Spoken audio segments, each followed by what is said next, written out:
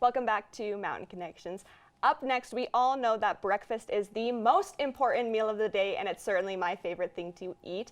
Up next, I'm excited to be sitting down with Deena Benson. She is the Health and Wellness Manager at Dairy West. So Deena, thank you so much for being here this morning with us. Thank you so much for having me. Yeah, it's so fun to have you on our show and to talk about such an important topic. It is a really important topic and one that I hold very dear to my heart, and that is really important for me. Definitely. I know we all agree that breakfast is so important. So kind of tell us about what's been going on with Dairy West. Oh, I would love to do that.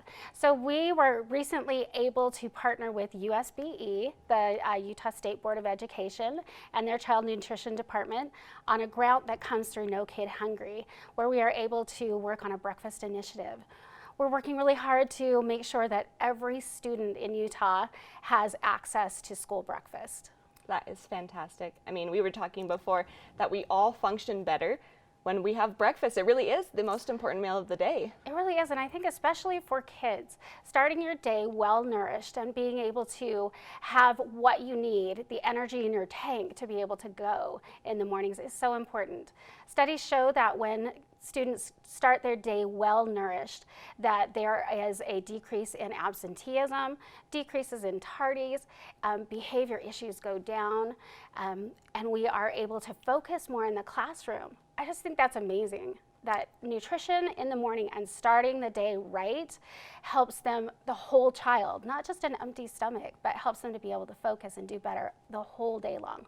I love that studies show that the correlation is there. We can actually see the results and the progress with having breakfast in the system. It's a night and day difference, I feel like, with students. So it's so great that you guys have jumped in and taken the initiative to really make a difference. Yeah, it's really passionate work for us because we love our children and we know that these studies are so impactful. So it's just such important and fun work for us to be able to coordinate with the USBE on this project. We love it. Tell us about that. How was it like working with them? What was it like to kind of get to this point and actually get action set into place? It has been such an impactful partnership for us. So we recently have launched a new brand called Unbottled, and we have used that new branding with our Start Smart Utah branding that USBE is launching to move this forward in all sorts of new ways. So this is important work for them and it's important work for us. It just made the partnership such a great connection for us.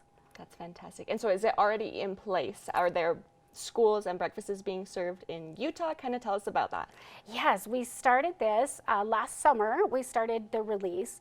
So we've already had some schools who have moved over to different breakfast models. So traditionally, breakfast, you'll come to school in the morning and have breakfast before the bell rings, and then you'll go to your classroom. The new breakfast models, called breakfast after the bell, are making such a huge impact. We have seen up to a 400% increase in participation when we move breakfast after the bell.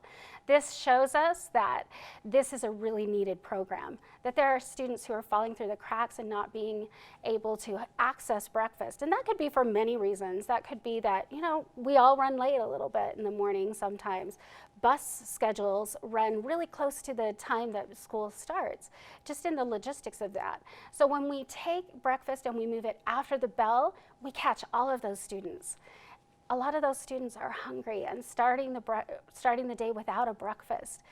That's such a detriment to them, and that increases the amount of school nurse visits, the amount of behavioral issues, and just the simple thing of taking breakfast and moving it after the bell is such a big difference. Such a big difference. I love that it's providing more opportunity for more students to actually benefit from this. How much time is it when they have, you know, after the bell to maybe when their class starts? What's that time frame like? Yeah, I think you'd be surprised because that's one of the barriers that we listen to is we just really don't want to take time during our instructional time to be able to serve breakfast. But really we're talking about 10 or 15 minutes of the day.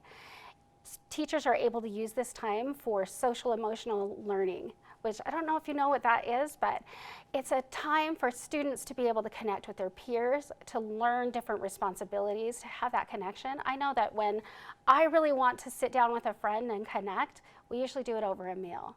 This also gives teachers a really fantastic time to be able to connect one-on-one.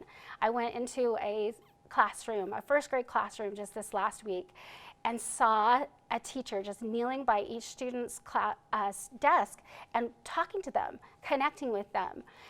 They are just so thrilled to be able to have that time with their students when it's a little more relaxed. We're not talking about how did you do on your test. We're talking about how was your day? Are you ready to start? How are things going? And they're able to connect with them in a different way. Social emotional learning and breakfast after the bell really work hand in hand to help our children.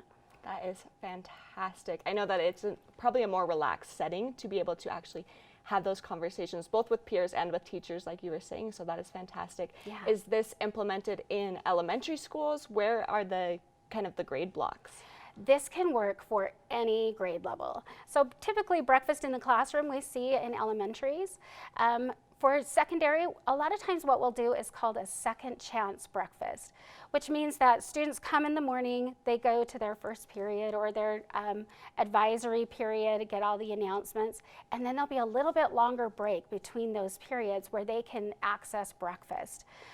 I don't know if you have ever been a teenager who's been super hungry. I have had 3 teenage boys, and I can tell you that even if they eat in the morning before they go to school, they are hungry by then.